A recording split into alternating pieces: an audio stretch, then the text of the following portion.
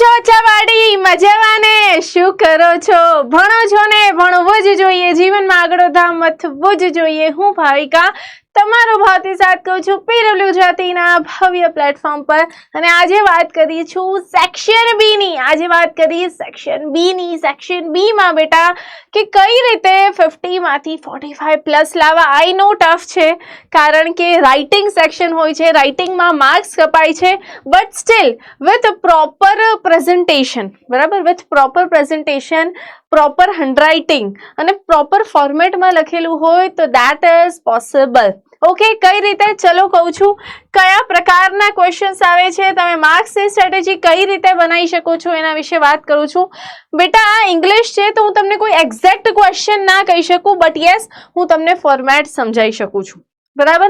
તો જે કોમ્પ્રિહેન્શન નો ફોર્મેટ છે, બરાબર, જે 8 માર્ક્સ છે બેટા, 8 માર્ક્સમાં તમારું પ્રોઝ આવી જશે ચેપ્ટર વાળું, અને પ્લસ તમારી સપ્લિમેન્ટરી રીડર.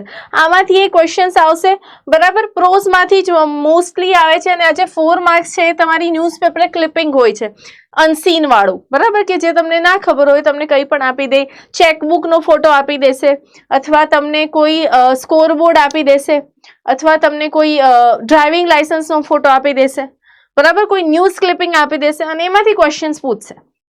બેસિકલી આ 12 માર્ક્સ એકદમ રોકડા છે બેટા.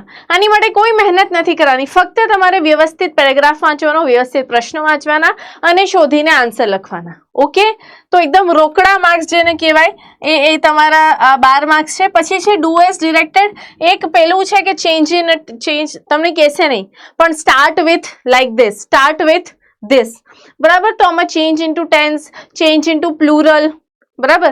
પછી ચેન્જ ઇન્ટુ ફર્સ્ટ પર્સન થી સેકન્ડ પર્સન, આઈ નું વી કરવાનું હોય, વી નું યુ કરવાનું હોય, એવું આ તમારે 4 માર્ક્સમાં કરવાનું રહેશે. અને 3 માર્ક્સ તમારા ડાયરેક્ટ ઇનડાયરેક્ટ સ્પીચના હશે, બરાબર. તો ડુ એઝ ડિરેક્ટેડ તમારું 7 માર્ક્સનું છે, કોમ્પ્રિહેન્શન 12. એકદમ ઇઝીલી આ 19 માર્ક તો ઇઝીલી આવી જશે, બરાબર. આમાં 0 માર્ક્સ પણ નહીં કપાય બેટા. અહીંયા હાફ માર્ક્સ પણ ના કાપી શકે. જો તમે બધી જ વસ્તુ રાઈટ લખો છો તો અહીંયા હાફ માર્ક્સ તમારા નહીં કાપી શકે કોઈ, રાઈટ. પછી આવે છે રાઇટિંગ સેક્શન. યસ, અહીંયા બની શકે કે તમારું પ્રોપર વસ્તુ હોય તો એ હાફ માર્ક્સ કાપી શકે. કઈ રીતે? જો સમરી રાઇટિંગ હોય છે બેટા. સમરી એટલે કે તમને એક મોટો પેરેગ્રાફ આપશે અને સંક્ષિપ્તીકરણ કરવાનું છે, સમરાઇઝ કરવાનું, અને એક પ્રોપર ટાઇટલ સાથે આખા પેરેગ્રાફને 3-4 લાઇનમાં લખવાનું હોય છે. યસ, ઇઝી ટાસ્ક છે. જે ઇમ્પોર્ટન્ટ લાઇન્સ છે એને પિક કરીને જોડીને લખી દો, બરાબર. એવું લાગે કે 2 ઇમ્પોર્ટન્ટ લાઇન છે તો એ 2 લાઇનને કંજક્શનથી કેવી રીતે જોડી શકાય છે એ રીતે જોડીને એને ટૂંકુંને ટચ કરવાનું છે, રાઈટ. પછી બીજું છે study the data and write the paragraph. તમને એક ડેટા આપી દેશે, સ્કોરબોર્ડ કોઈ આપી દેશે ક્રિકેટની ટુર્નામેન્ટનો, પછી ગ્રાફ વાઇઝ માર્ક્સનો, માર્કશીટનો, અને એ માર્કશીટ ઉપર તમારે લખવાનું કે આને આટલા માર્ક્સ છે, આને આમ છે, જે બી તમે જોવો છો એ લખવાનું છે, બસ. તો આ એક પ્રકારે કોમ્પ્રિહેન્શન જેવું જ છે.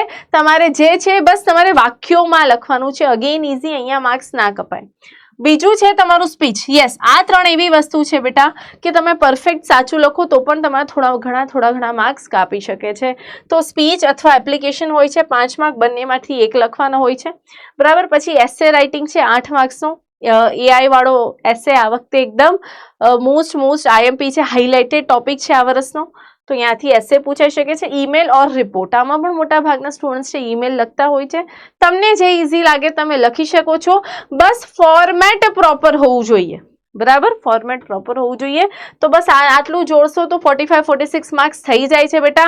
આટલું કરશો તો તમને ઇઝીલી 40 પ્લસ તમે પહોંચી જાશો. Okay, so that is it for today. I hope તમને આ સ્ટ્રેટેજી કામ આવી હશે. કમેન્ટ સેક્શનમાં લખો કે તમે ઇંગ્લિશના લાઈવ સેશન્સ માટે કેટલા એક્સાઇટેડ છો.